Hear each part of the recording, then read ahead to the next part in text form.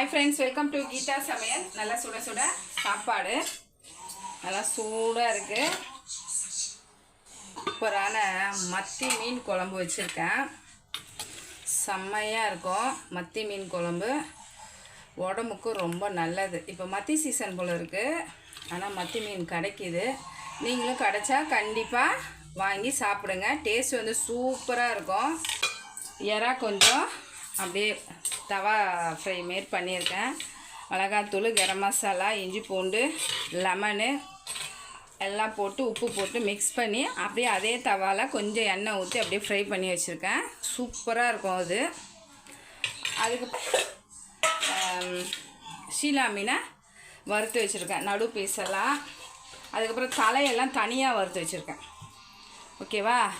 ஏன்னா நாளைக்கும் வந்து அமாவாசை, அதனால் தலை வந்து போட்டு மீன் குழம்பு வைக்கலை. கொஞ்சமாக தான்